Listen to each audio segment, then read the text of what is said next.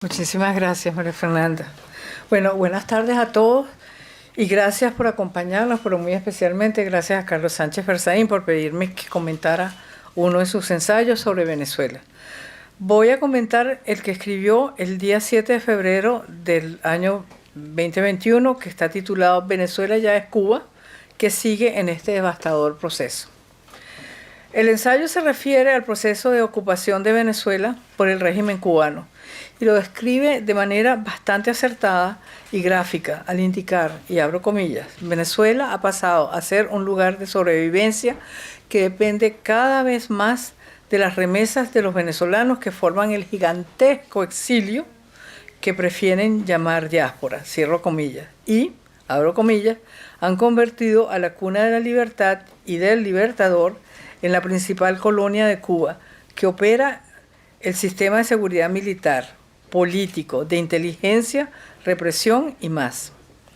También indica, o mejor, sugiere Carlos, que Cuba ha llevado a Venezuela a un punto de extinción económica que ya no satisface su principal objetivo geopolítico, que es el de adueñarse de su caudal energético.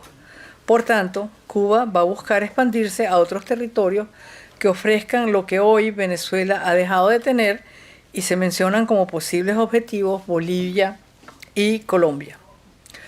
Aun cuando estoy en perfecta sintonía con el autor en lo que se refiere a la descripción que hace de los estragos causados por el régimen de La Habana en Venezuela, no concuerdo totalmente con la dirección estratégica que él sugiere, porque como bien nos advirtiera hace muchos siglos Aristóteles, toda forma de gobierno lleva en su seno sus semillas de la destrucción.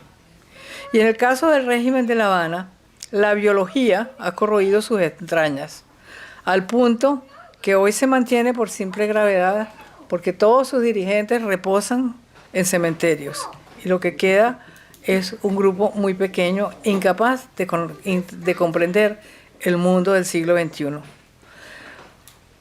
Para mí, el 11 de julio del año 2021 comenzó el proceso de desintegración, cuya extensión aún no se avisora, pero que claramente está en marcha.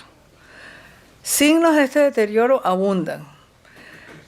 En cualquier lugar, no han podido suprimir la protesta popular. En cualquier lugar del territorio cubano, sea un mercado, sea un hospital, sea una escuela, sea una plaza, aparecen grupos pequeños expresando su protesta contra el régimen. Y aun cuando la represión continúa, el movimiento no lo han podido sofocar. Y algún día esas chispas se van a volver en una hoguera, y la hoguera se va a tornar en faro de la libertad.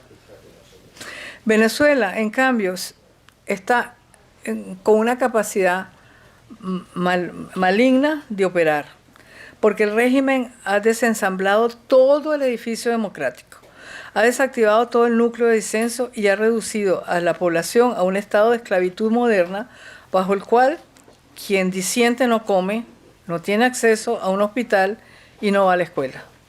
La educación es hoy un andamiaje de indoctrinamiento, y los últimos reductos, que eran las universidades, han caído en su mayoría en manos del gobierno o de sus agentes.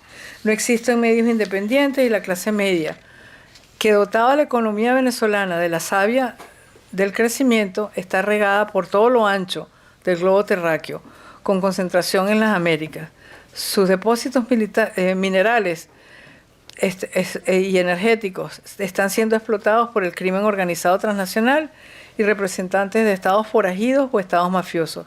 En síntesis, Venezuela es el Port Royal del siglo XXI. La cepa populista latinoamericana fue reencarnada en Cuba con una inyección de socialismo. Esta cepa ha mutado en Venezuela para convertirse en una entidad que representa los más amplios poderes antidemocráticos y criminales del mundo. En síntesis, Cuba sembró las semillas del primer estado forajido en las Américas. Según las Naciones Unidas, un estado forajido es una nación o estado que sistemáticamente viola el derecho internacional y que representa una amenaza para la seguridad de otras naciones.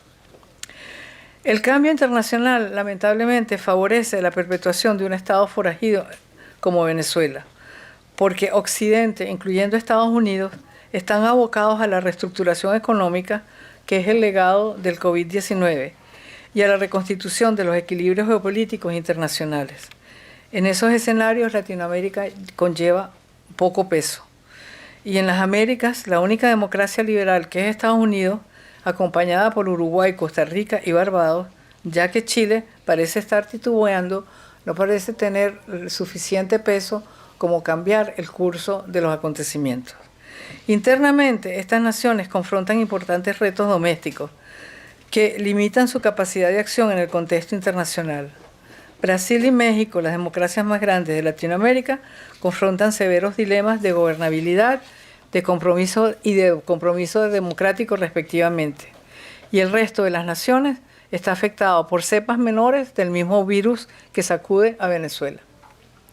Bajo estas circunstancias es imposible confrontar con éxito la amenaza que representa hoy por hoy Venezuela, porque como lo indica un trabajo de investigación sobre el crimen organizado transnacional llevado a cabo en el Inter-American Institute for Democracy, y cito, el Estado forajido goza de ventajas que le confieren poder. Por eso su tratamiento no se puede dejar solo en manos de organizaciones multilaterales, de naciones individuales o del sector privado. Cada uno de ellos ha hecho esfuerzos para combatir el flagelo, pero la historia indica que los esfuerzos exitosos para combatir la actividad ilícita sin fronteras dependen de un esfuerzo conjunto de sus víctimas.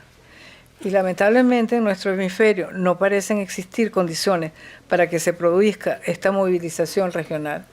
Pero gracias a personas como Carlos Sánchez Berzaín, la lucha continúa, la alerta se lleva en todas las actividades dentro del Inter-American Institute for Democracy y desde el punto de vista intelectual, el despotismo por lo menos está acechado. Gracias.